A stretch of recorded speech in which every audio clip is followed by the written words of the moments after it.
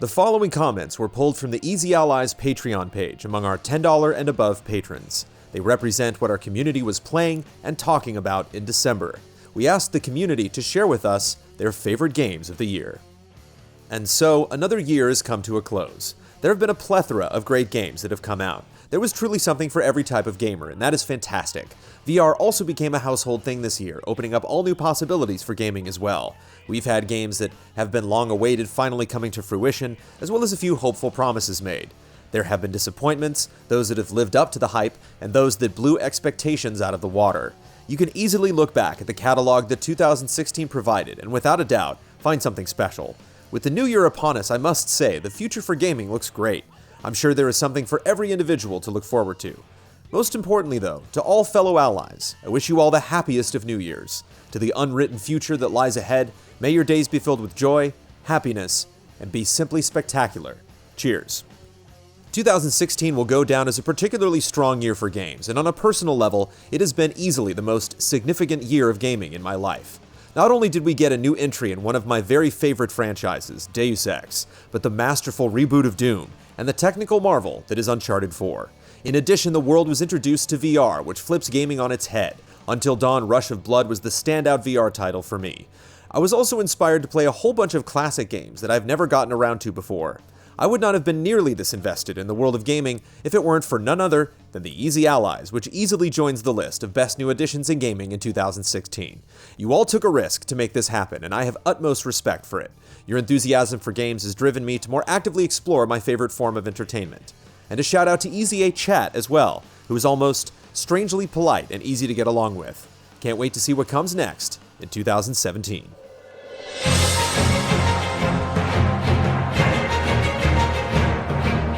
Happy New Year, Easy A and everyone. As the year comes to an end, I've played Final Fantasy XV more than 70 hours in 1 week. The reason why I didn't play it earlier was because I went to a small event in Anaheim called PlayStation Experience. I had an awesome seat near the stage, and I tried some great new games. Ace Combat 7 in VR was magical, and other games like Windjammers, Sonic Mania, and Starblood Arena were pretty good too. My favorite games that I played this year are Uncharted 4, Street Fighter V, World of Final Fantasy, and the Neo demo. I've sunk at least 70 hours into Final Fantasy XV at this point, getting sidetracked by side quests. I haven't even finished Chapter 8 yet, so I can't speak to the quality of the story or what the game has to offer in the latter half of the game, but I can attest to the fact that Final Fantasy XV delivers the fun.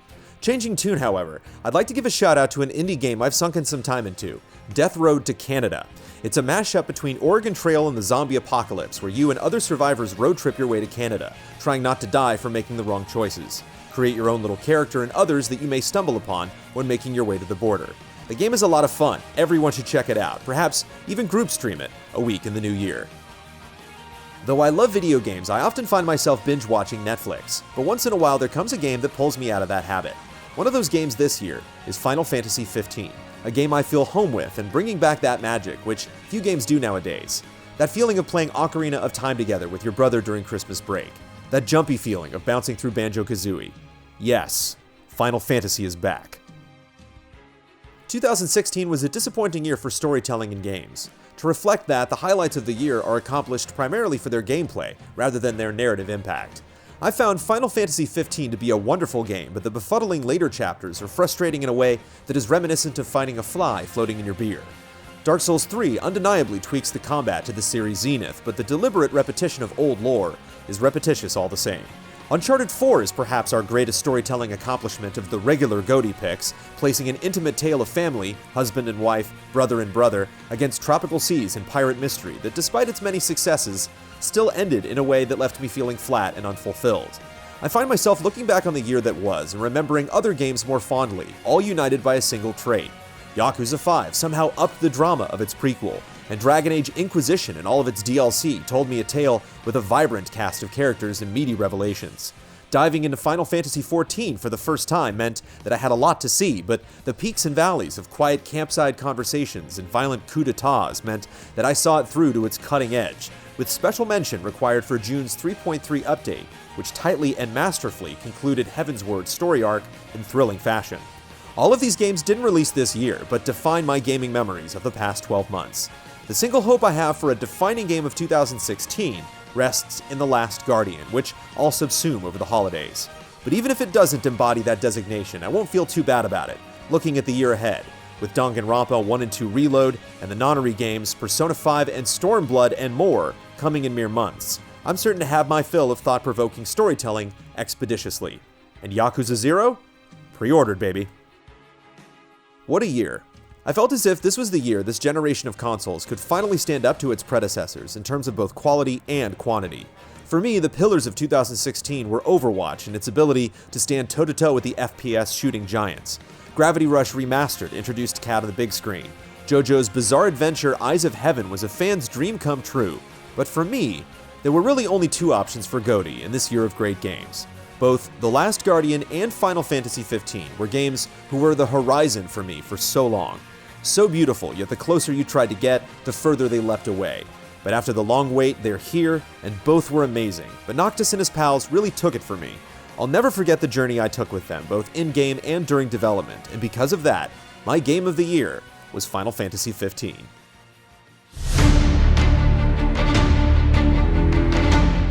Beginning from when the first Uncharted game came out, my brother and I had a tradition going that every summer we would play each game together. As we got older and had more responsibilities, we left behind that tradition and forgot about it for almost 4 years. However, when Uncharted 4 came out, we told each other that we would try it again, and we had the most fun we felt in years. We took turns completing missions, chapters, and solving puzzles just like in the old days. We stayed up until 3 a.m. playing and just conversing with each other. We felt as if we were these high school kids again, doing our yearly summer tradition. This is why UC4 is my GOTY. It not only provided an excellent experience, but it also strengthened my bond with my brother. Kinda like what UC4 was about. The Uncharted series is very near to my heart, and Naughty Dog did well in providing its fans with a proper send-off. No other game this year has captured my emotions as much as UC4 did, and my brother and I will remember this for years to come. Overwatch and Uncharted 4 are still duking it out for my pick as Game of the Year. Uncharted is hands down the best single-player game I played all year. Watching Damiani stream it the week of Christmas had me missing the game and thinking of starting another playthrough. That is until I see notifications from Twitter from friends getting ready to start an Overwatch play session. Maybe just a few rounds, and then I'll start another playthrough.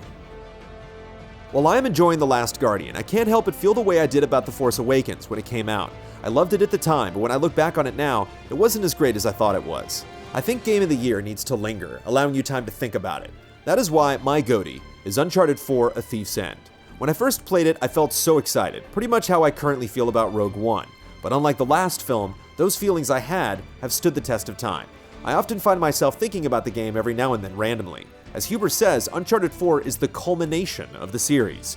Every painstaking detail is lovingly crafted, from the lived-in feel of the bathrooms to the conversations between random NPCs at a party or in the market. Masterful developer Naughty Dog left no stone unturned for Nathan Drake's last adventure. And what an adventure!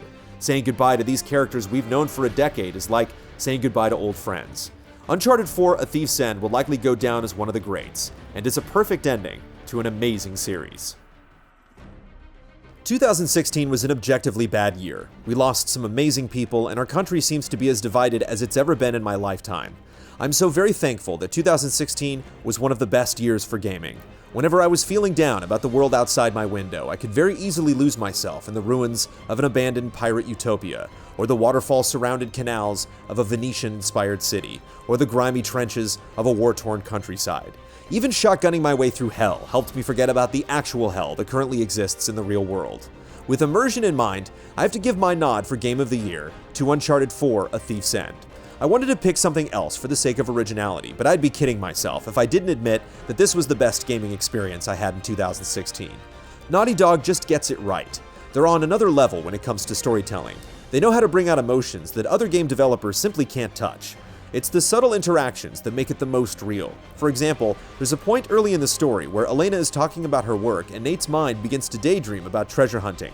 The game forces you to tune Elena out and then catches you totally off guard when you, as the player, have to try to guess what Elena was talking about.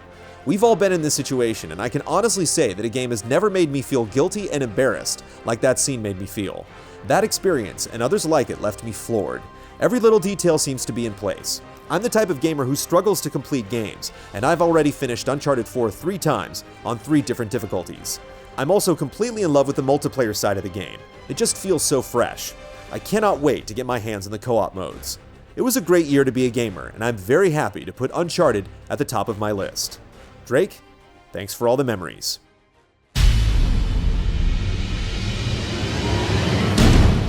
Typically, I'm never able to play a full list of 10 games, so the games I do play I'm very picky about. As of this writing, I'm in possession of, but still have yet to play, Dishonored 2 and Final Fantasy 15. With that being said, I did play 5 games to completion that were released in 2016. Inside, with all of its technical mastery and seamless blend between environments and puzzles, was tainted by the last 30 to 45 minutes of the game. The change that happens was a letdown, as it personally ruined the previous 4-hour experience. I found that the alternate ending was more compelling, but still, after diving in the tank. Titanfall 2 is a great time gameplay-wise, as its controls were tight, and it was fun running around shooting enemies, but the campaign, the sole reason I got the sequel after getting my feel of the original, was a bit of a letdown. It started with a rather interesting hook, and the entire final mission was great, but I was bummed how a neat mechanic was introduced in one level, then completely scrapped, and most of the story wasn't compelling. It also doesn't help, most of the characters were uninteresting. Thankfully there was BT, the only personable one of the cast, and he's a mech. Ratchet & Clank was such a jolly time. Going through old locations with a fresh coat of paint hit the nostalgia nerve in the best possible way. In its look, mechanics, and writing, I haven't played a game that made me laugh as much as it did. While the number of locations and new weaponry may have been a disappointment for some, it didn't bother me as much, as it was a true-to-form return of what a Ratchet & Clank game is. Hopefully Insomniac will see the success it is and make more in the vein of this entry, or the 2 future games. Doom was probably my most anticipated game of the year heading into 2016 by the most narrow of margins ahead of my eventual GOTY, and it did not disappoint. From the press of a button to start the campaign, it's a non-stop heavy metal-fueled gore fest, to where using the double-barrel shotgun and chainsaw for the first time was a visceral, bloody experience. While multiplayer is not that great, Snap Map was a fun idea where I had a plethora of fun modes and maps when I wasn't in the campaign. But the campaign is the star, and I've dabbled in it a couple of times since completing it, and have so much fun, each and every time. However, no game grabbed me like Uncharted 4: A Thief's End. Naughty Dog once again has proven its excellence in storytelling and design. This is by far the best looking game I've played to date. While the set-piece moments are great, such as taking down the armored vehicle or surviving the fall inside the church, it was the quiet moments and conversations that took my breath away. Standing atop the aforementioned church, looking out for miles at the gorgeous scenery for several minutes, marveling at what I was looking at, was great. Yet the most lasting memory is each and every time Elena was on screen. The pain you see, and subsequently can be moved by, in the motel room when she catches Drake in his lie, the silence when driving the Jeep near the end of the game, and the all-too-real conversation on the elevator, proves the masterclass of writing that has earned over a trilogy. Chapter 4, in its entirety, where you're walking around the house, seeing all of the detail, and having a conversation culminating in playing Crash Bandicoot, is my favorite moment. Now, Uncharted: The Lost Legacy and The Last of Us Part 2 are real projects. Naughty Dog, take my money.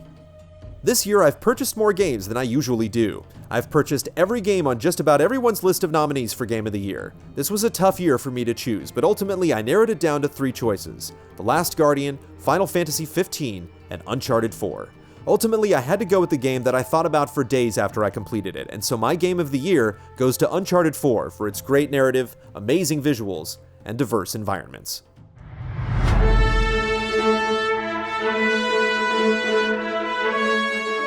Okay, here are my best of 2016. Best Deal: Watch Dogs 2 pre-order going on sale 5 days before PC release. Best New Hardware: PlayStation VR. Best Last Year Game I've Played This Year: Tales from the Borderlands. Best Game I've Played Only Because You've Recommended It: Oxenfree. Best Show Press Conference Moment: Hideo Kojima receiving Industry Legend Award. Third Best Game of the Year: Zero Escape, Zero Time Dilemma. Second Best Game of the Year: The Witness. Game of the Year: Uncharted 4: A Thief's End. And finally, the best and only source of video game news and reviews is undoubtedly Easy Allies. Uncharted 4, Final Fantasy 15, Total War Warhammer, Civilization 6, XCOM 2. Have The Last Guardian, but haven't had the time to start playing it. I have to give my Game of the Year to Overwatch, a game which I never thought would speak to me, but I put countless hours into it. Just playing with my brother and my best friend was the most fun I had all year. Except for May. I hate her. I really do. It seems like forever ago, but early last year, Game Trailers reviewed a game called Firewatch. Having never heard of it, I just ignored it. There would be more worthwhile reviews coming up. Then Game Trailers closed. A couple weeks passed and the review popped up on my recommended feed on YouTube. I decided to watch it. The review is what I had expected, top quality as always. The review score was good enough that I decided to try it out and experience the last game reviewed by GT. This was my Digimon Cyber Sleuth. Firewatch was amazing. I cared about the characters, and the story was great. There were some shortcomings, sure, but I was blindsided by the quality of this narrative. Best story of the year by far, and it was at a time where I needed it.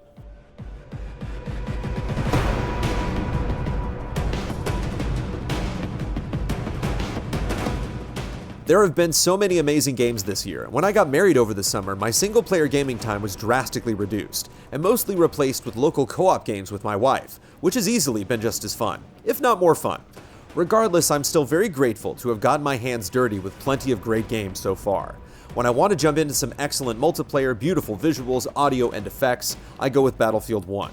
When I want to set my heart pumping to the rate of a workout, I jump into the wonderful, gory world of Doom, or Hell of Doom, whatever floats your boat. If I want to set in for an emotional ride and cinematic experience, I pop in Uncharted 4. These are just some of the games that I've been busy with, and I love all of them, and I've never had so many games in a single year been so dear to me that they will most likely remain memorable for years ahead. However, no game has even come close to the immersion for me than that of Deus Ex: Mankind Divided. Every time I dive into this game, I really feel like I'm in another world. I haven't felt this level of immersion since Skyrim. It's not just the visuals or special effects that pull me in. It's the entire livable and breathable world. The people, the personalities, the realistic situations that we see all over in today's world. All of these culminate into a game that not only pulls me in immediately when it loads up, but whenever I quit, I actually have to grind myself back into reality. And then the world of Deus Ex starts to call me back in. It's weird that the EZA crew didn't even nominate Deus Ex: Mankind Divided for GOTY, but everyone has a right to their opinions, and this is part of the meaning of love and respect. Deus Ex: Mankind Divided will forever remain as my GOTY for 2016. I'm a huge fan of the stealth genre, so it's no surprise that two of my top 3 games are Deus Ex: Mankind Divided and Dishonored 2. I believe Deus Ex is a woefully underappreciated game, and I can easily call it my game of the year. The third of my top 3 is Final Fantasy XV. Even though I'm only about 25 hours in, I'm loving what I've played so far. I want to take this time to spotlight a game that I don't think will get much attention this year. That game is Digimon Story Cyber Sleuth. While the story and characters aren't my favorite, I fell in love with the combat system in the process of leveling up and digivolving into new Digimon. This game took up months of my life, and I feel like it should be recognized as one of the best surprises this year. Overwatch and Uncharted 4 are my favorite games of 2016, but plenty has been said of those two games, so allow me to gush over 2 titles that graced the PS4 this month. Mother Russia Bleeds is a game I have long been anticipating since its first release trailer. The original Streets of Rage is probably my favorite game, and I was excited to play what I assumed would be a fun tribute to that style of game, but not much else. Mother Russia Bleeds is legitimately one of the finest beat-em-ups ever made, with boss fights and set-piece encounters that blow away anything of the sort from Streets of Rage. The game forces you to do more than just punch and manage crowds, using its environments and weapons to the fullest. Things like throwing back grenades or throwing enemies into explosions mid-combo really makes you rethink the possibilities within the beat-em-up space, and it feels really good to lead a crowd of thugs into an oncoming train. Let It Die is amazing. Since Bloodborne, we've had Dark Souls 3, Tastes of Neo, and several indie attempts at Souls-likes. None have excited me in the way that Let It Die has. The game blends the style of Japanese splatter films and violent 80s-90s anime with a charming sense of humor. The combat feels amazing and the blood is gratuitous. It's also noteworthy that all of the armor either looks stylish or funny, compared to Souls games often having a whole lot of ugly, boring gear, with a few standouts. With characters and resources on the line, the stakes have never been higher in this style of game, and I may or may not have already spent $5 on death medals. No regrets. I'm part of a Reddit community called Patient Gamers. I have no problems waiting for a Game of the Year edition, a price drop, or a bunch of patches to be released before buying. That's why I've not played any of the games in this year's nominee list. I do have interest for The Witness and The Last Guardian. All that to explain that I will try to pull a Kyle Bossman, remember Miami Takedown? And give my GOTY to Cursed Mountain for the Wii in 2009. I played better games this year, but I can't deny the fun I had with that forgotten and beaten down game. I have never been interested in mountain climbing. The story is mostly non-existent, and the combat system is clunky at best. But somehow the atmosphere of that game just made me want to keep playing until the credits rolled. I regret none of the minutes of the hours spent playing Cursed Mountain.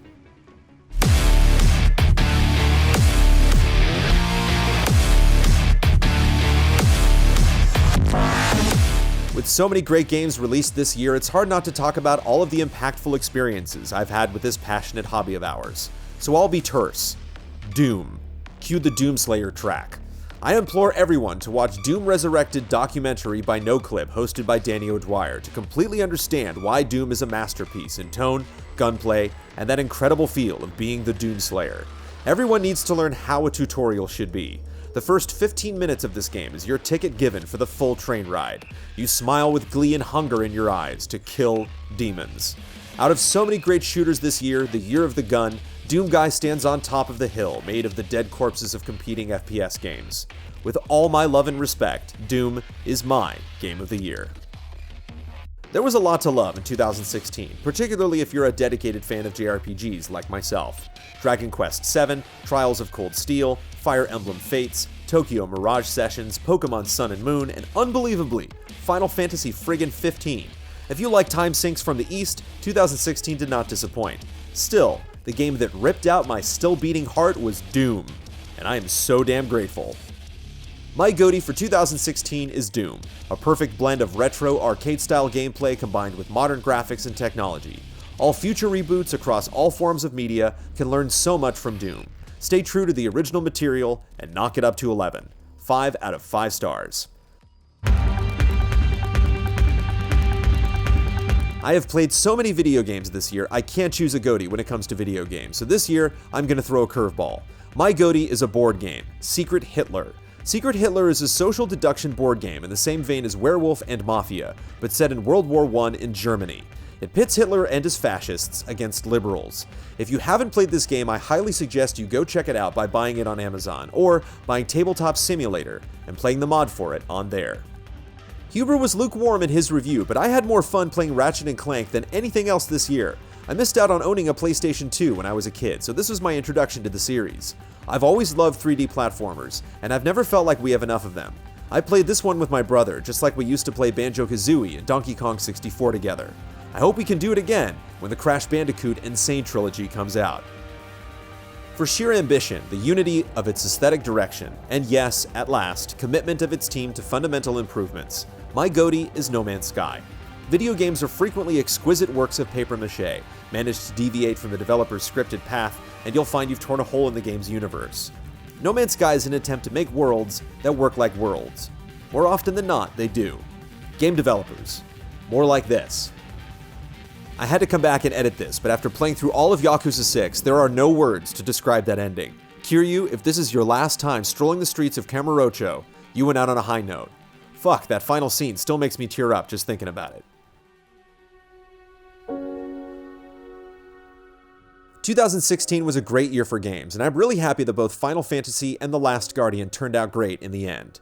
The Last Guardian is my game of the year. It is everything I hoped for and more. When I play it and my dog is in the room sleeping in his or on my bed, I often have the urge to pet him after my gaming session because the game is so good at conveying the bond that can exist between a human and an animal. Best AI, Trico from The Last Guardian.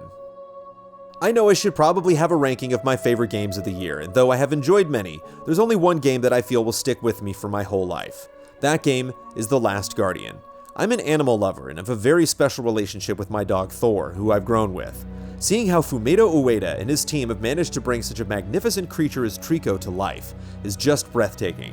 From his movement to his behavior, Trico feels alive and real in this world like no other character I've seen in a video game. I couldn't help but be reminded of my dog when Trico stubbornly doesn't listen to you or is afraid at first to jump into the water. He made me care about his well-being like I've never cared in a video game before. After so many years of waiting, I can only be thankful and say the wait was worth it.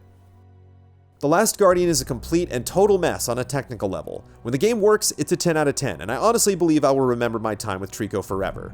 However, the game so rarely works without technical issues getting in the way. I sadly cannot recommend the investment in its current state. I couldn't even finish its final climactic scene without a game-ending glitch resulting in a restart of the entire encounter. Personally, I have to hand Game of the Year to Inside for, quite frankly, being entirely flawless.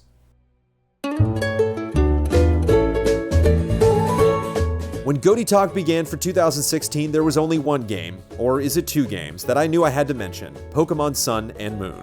Pokemon took several steps forward in every category, and I thoroughly enjoyed the ride. This has quickly become one of my favorite Pokemon games, and if you haven't yet given it a try, do so now. My personal pick for GOTY? Hitman. There was a lot of negativity surrounding it as it got closer to launch regarding the way it would be released, but I was still optimistic regardless. Fast forward, and I've put more hours into it than any other game this year, and I've enjoyed every single minute. The Sapienza level is now one of my favorite levels in gaming. I was like a murderous kid in a candy store the minute I set foot in that town. Also want to give a shout out to Titanfall 2. The first was my 2014 GOTY, and while this one failed to overtake Hitman, it is still better than its predecessor in every way.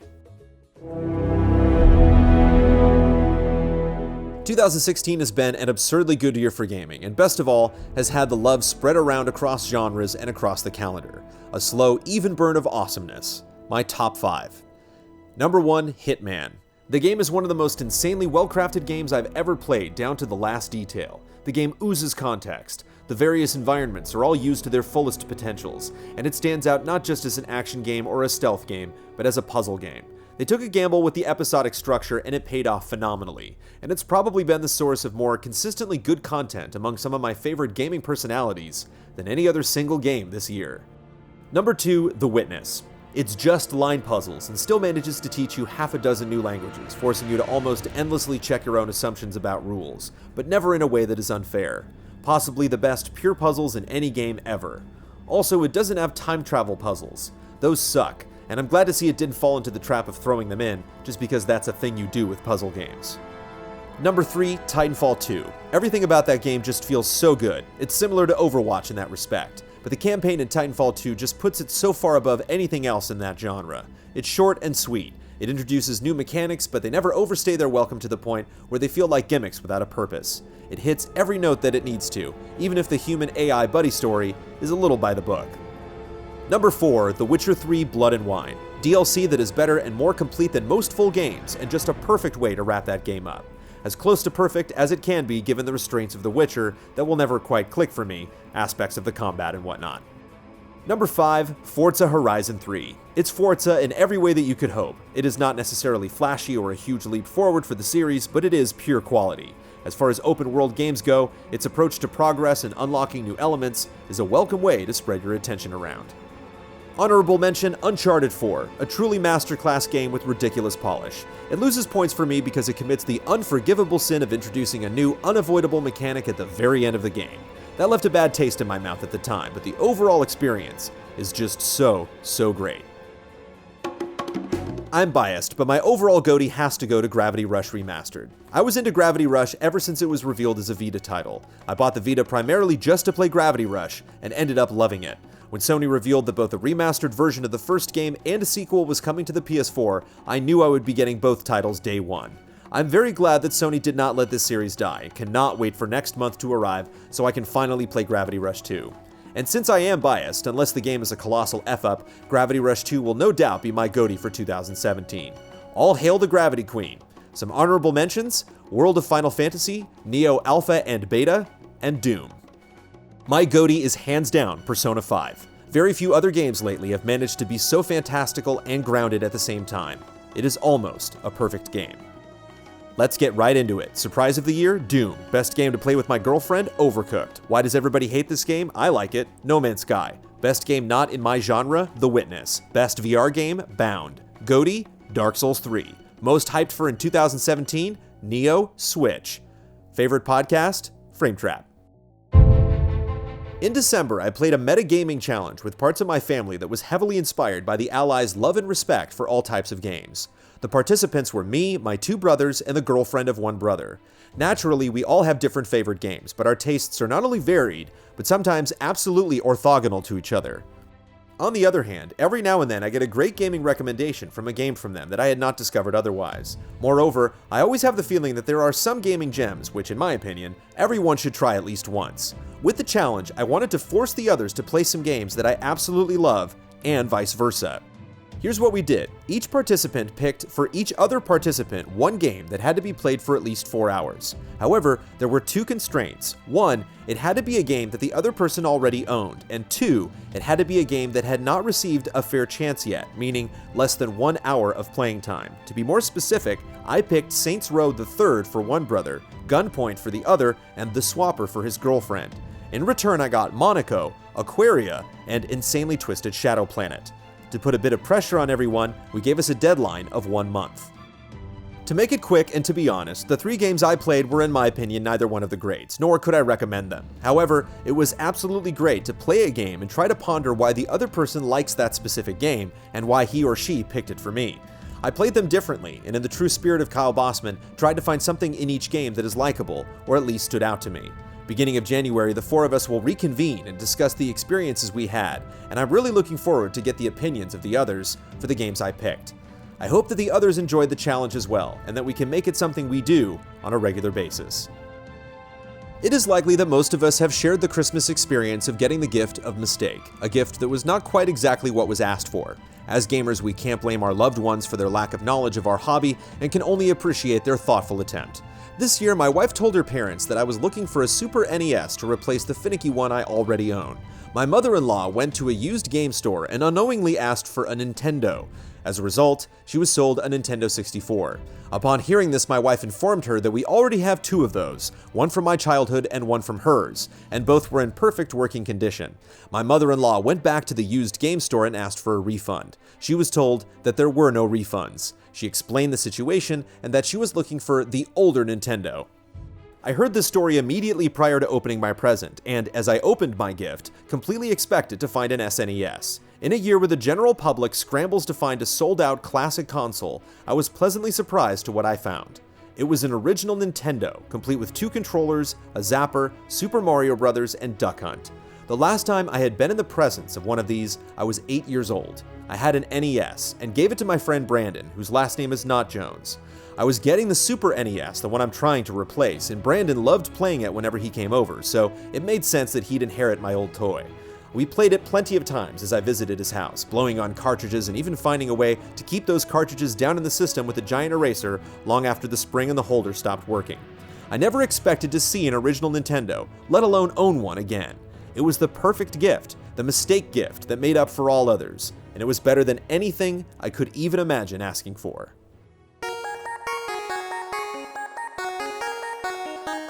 We all know how energized this year of gaming has been. We all know our favorite picks for Game of the Year. We all know how every rumor came true. What I'd like to recognize for 2016 is just our ability to share these events with one another. Without having the easy allies, the allies community, or any friends in life to share our love of gaming with, our heads would explode. I'm trying to think about my goatee, but I keep hearing my own thoughts with Brandon Jones's voice. Why am I sounding like Jones? Get out of my head. What's happening? Am I Jones now? My goatee is Jones's beard.